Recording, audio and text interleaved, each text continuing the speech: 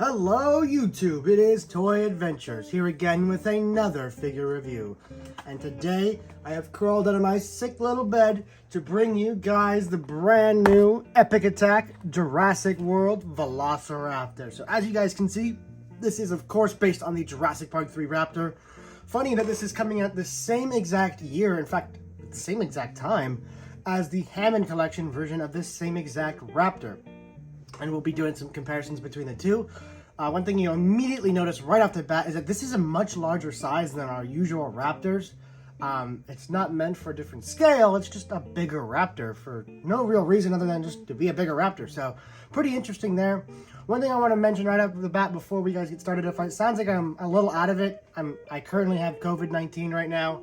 I took a test and it, came back positive, so I'm under some pretty heavy medication right now. But I still wanted to make sure I got a cool review out for you guys during the week since I wasn't able to go filming. We were supposed to go filming today, but I mean, the conditions we were in yesterday and today, there was just no way that could happen. But it will happen, and every day that I don't film gives me a chance to find the dinosaurs, which I want in the movie. I can't say because it'll give it away, but, not everything is an L, you know what I mean? I can turn this into a W by getting the dinosaurs I need for the movie before it has to be filmed, and this might just be one of them. So anyway, taking a look at this box, we have a usual Epic Attack box. We took a look at it first with the Carnotaurus, and now we have it here, where it has the large Carnotaurus on the side. They're doing this thing where it's, they just pick a dinosaur for the wave. I wish they would just do, each dinosaur has their own box, but I can understand kind of why, because they like to be cheap, even though most toy lines do that already. They have, specialized box towards figures, but not Jurassic World. It says it has a nice little button here. Epic Attack is sticking with the lights and sound gimmick. Not my favorite gimmick, because I don't like lights on dinosaurs, but it has its place. Taking a look here at the back. Pretty standard. It just says press the button, and it has a nice little roar. Its mouth opens. And yeah, you could also get the Dilophosaurus. I did find the Dilophosaurus, however, it looks so terrible, so god-awful, I just could not justify paying $14 for it. I don't think I'm ever going to pay $14 for it. I just don't need that Dilophosaurus that much. I'm sure you guys don't care about it that much to see a review of it, considering we have stuff like the Hammond Collection. Why even bother? Like I said, I don't buy everything in this line. I don't buy everything. I just buy what appeals to me. And that Dilophosaurus certainly isn't that. Now that we have a perfect Dilophosaurus figure, there's really no reason to buy anything that's not Hammond Collection regarding the Dilophosaurus, unless it's particularly great. But, as you can see, you have this little sign that says, one press, you get a sound, two press, you get a sound, three presses, you get a sound. I don't know how accurate that is, but we'll try it out. And, yeah, that's pretty much it for the box. Pretty standard box art. So let's go ahead and get this guy out of the packaging. And I can say guy, because it's a male! And here we have our Raptor out of the box.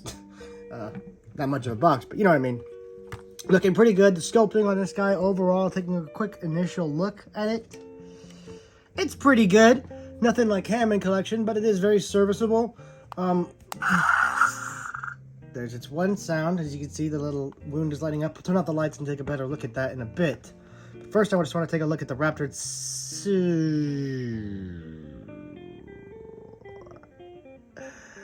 I can see why they packaged it in a certain way. You guys just heard all the enthusiasm sucked right out of me as soon as I saw this. What is this? What is, these are holes, you can see the mechanics. Mattel has truly stooped to Hasbro's level. These may not be screw holes, but it's the next worst thing. You just have this giant open gash in here. And for what reason? Is this where the sound comes out? Put it at the bottom, like every other functioning toy company that knows the basic steps of how to make a toy. Who puts it on the side? Who designed this thing? Oh my god, I gotta rub the forehead. This hurts the brain. I don't know how Mattel let this get past. Like a big asshole with just I don't like it. So that just sucked all my enthusiasm for this figure down the drain. This is truly now just kind of feeling like one of those bootleg dollar store cheap dinosaur toys with a slightly recognizable paint scheme done on it. Yeah, so sculpt wise, this thing is pretty lackluster. You know, it's pretty basic, but it has giant holes on one side that completely distract you from the rest of the design. If these were on the bottom, that would be so much more forgivable because at least they wouldn't be so obvious and stop you from displaying this figure in a certain direction, otherwise lest it look terrible. So, big bummer there. Stupid scan gimmick, and of course they made it horizontal instead of vertical, so they screwed up again there. Legs articulation is pretty weak. You do barely get 360 degrees. I don't think with this leg though. Seems you do. Arms are just basic rotations.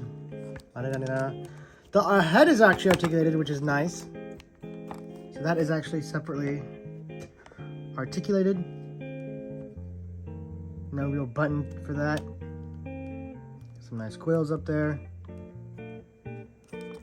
And I guess we should just be happy that this guy got released in the first place, because the Jurassic Park 3 Raptor has had bad luck with the Mattel line up until the Hammond collection in this guy.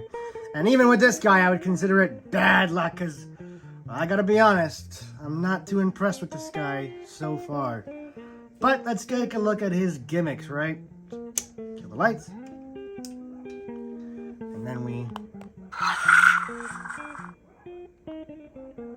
2 times. I think it was the same sound. 3 times. I didn't do it fast enough.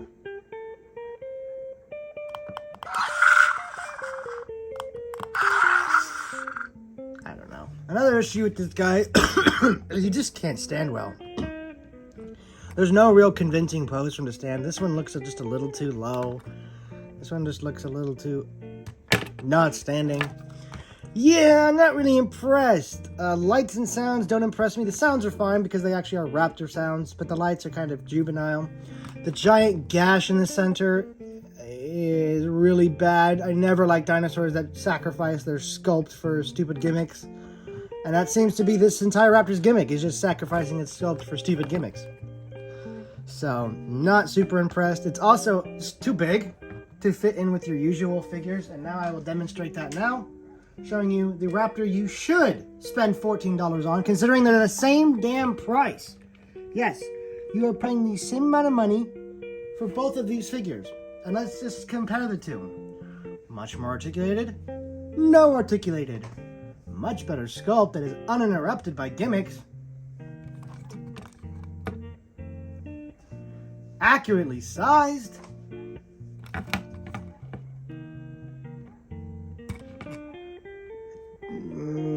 Easier to find maybe, because it'd probably be on mass at Walmart. Yeah.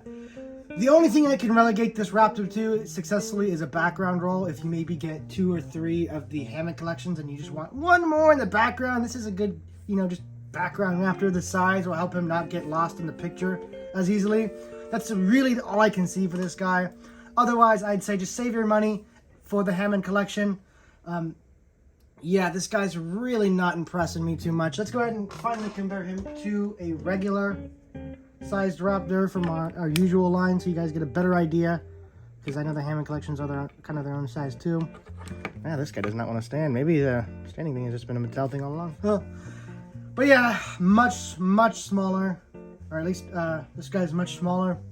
Does not look very natural together. They almost look like 2 different species of Raptor at this point. So yeah, I have to give this guy a 4 out of 10. I am not impressed with this Raptor. The only thing that impresses me on this Raptor is its paint, because it is Jurassic Park 3. So my brain is kind of just like chemically hardwired to like this thing just because it's Jurassic Park 3 Velociraptor. But I can't be that easy to impress. So and everything else about this Raptor turns me off. Its size I could forgive totally, because I can work around that. But its gimmicks are really annoying. They ruin the sculpt, and I can hardly take pictures with this thing now because there's really no good side to it. Its paint is lazy. It's a cool design, but it's ultimately lazy, especially compared to the Hammond collection, which just looks so much more interesting. And I don't like lights and sounds. The articulation is weak. So, yeah. And especially since you have to pay $14 for this, not even 10, not 7, it's not a attack pack. You know, you couldn't just sweep it under the bridge. It's just $7, who cares? No, $14, the same price as the Hammond Collection. That is what brings this thing's score down to a 4 out of 10. I would suggest, if you guys don't have a lot of money, avoid this toy. It's really not worth it. Look for the Hammond Collection. It is arriving at Targets now. It is at Best Buys. We all just gotta find one of those. It's the much better option, I promise you guys. Unless you're like a little kid and you just need something that's big to fit in your hand and it's just durable, then yes, I would suggest use for younger kids. But you know, for us that are a little more appreciative of the details, just go for the Hammond Collection. This is just a distraction, and for me, it'll just be a background raptor. Anyway, guys, I hate I had to go so hard on this figure because I hate having to really, you know, rag on dinosaur figures, but this one just really let me down, and hopefully they will improve from here on out. I'm really glad I did not buy the Dilophosaurus because I can already tell it would have been horrible. So, thank you guys so much for watching. Hopefully I'll get one more review out this week. I know I've been super sick, super weak in bed.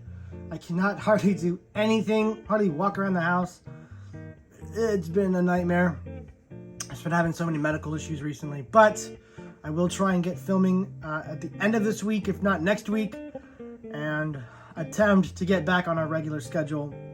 But like I said, life's been pretty hectic right now, so please bear with us. And I thank you so much for sticking with us this whole ride, and I'll catch you guys next time. This has been Toy Adventures, signing out. Peace.